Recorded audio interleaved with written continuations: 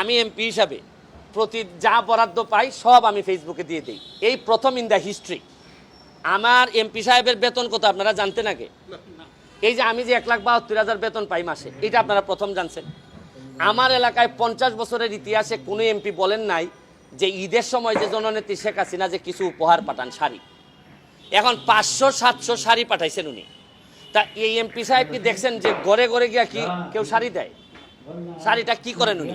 উনি বন্টন করে দেন যে সাবধান, কোনো শাড়ি বিক্রি করা যাবে না, তুমি গরিব দেখে দেখে তুমি মানুষকে দিবা।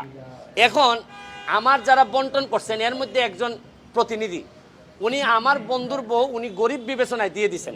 এখন আমার বন্ধুর অবস্থা কি জানেন? 95-এ আমি মেট্রিক দিছি। যারাই 95 দিছে এরাই কয় বন্ধুকে আমার জড়াই ধরে। আমি কি না করতে পারবো? ভাই তুমি আমার বন্ধু না, আমি ফুটবল খেলি। ওই যে উনি একজন আছে 95, উনি যদি জড়াই ধরে বলে আমার বন্ধু, তা আপনারা তো রিপোর্ট করবেন যে একজন বন্ধুর সাথে দেখা। কিন্তু বন্ধু আর এমনভাবে সাংবাদিকরা রিপোর্ট করে যে ব্যারিস্টার সুমন বন্ধুর বউকে শাড়ি দিলেন, বোঝা যায় বন্ধুর বউর সাথে আমার সম্পর্ক।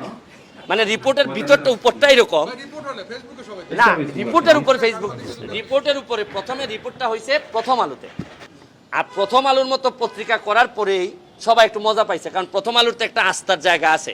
কিন্তু প্রথম আলো যে নিচে নামতে নামতে শাড়ি পর্যন্ত খোলা শুরু করছে, এটা তো আর আমরা জানতাম না। তো আমি এটা তো বলছি যে ভাই আপনি একজন এমপি বা সরকারি কর্মকর্তার বিরুদ্ধে অভিযোগ আনবেন যে আপনি কি সরকারি মাল বিক্রি করে দিচ্ছেন কিনা। এখন আমারে বলা হয়েছে গরিবদেরকে দেওয়ার জন্য।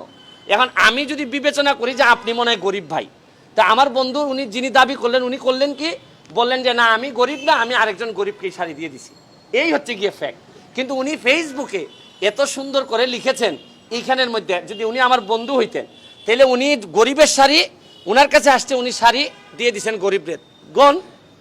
আর শুনেন, হাজার হাজার কোটি যাচ্ছে, বিক্রি হয়ে যাচ্ছে, কেউ কিছু বলছে না। আর ব্যারিস্টার সুমন 2টা শাড়ি, এত শাড়ির মধ্যে 2টা শাড়ি তার বন্ধুর বউ পেয়ে গেছে। এটা কত মজার নিউজ। আমি এগুলোর জন্য প্রস্তুত, কারণ আমি এক ধরনের সাংবাদিকই তো আপনাদের মতো। সুতরাং আপনাদের চাই চরিত্র সম্পর্কে বা আপনারা আমার চরিত্র সম্পর্কে ভালো জানেন। আর আমি শুনেন 2টা জিনিস আমি কনফার্ম করে রাখছি। একটা হচ্ছে কি, ব্যারিস্টার সুমন যতদিন এমপি আছে তার পরিবার এবং সে কোনো সম্পদের মালিক হবে না।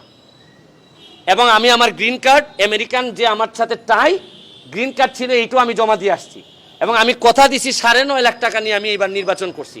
আগামীবার যদি নির্বাচন করার ঠাঁস আমার থাকে, যদিও যে অবস্থা প্রথম 3 মাসে আমার 12 কেজি ওজন কমছে, আমার মনে হয় না আমি শেষ পর্যন্ত টিকতে পারবো কিনা 5 বছর। তা আবারও যদি খায়স হয় তো ওই 9.5 লাখ টাকা নিয়েই আমি যাদেরকে অবদান রাখবো, এরা আমার জন্য বিনা পয়সায় কাজ করে আমারে যদি জিতাবে। আর এমপি হিসাবে আপনি মনে রাখেন, সুবিধা যদি না নেন তাহলে যে ভাই কত অসুবিধা, আপনি আধা পাগল হয়ে যাবেন। 7.5 লাখ মানুষ প্রতিদিন আপনার ঘাড়ের উপর শ্বাস ফেলে।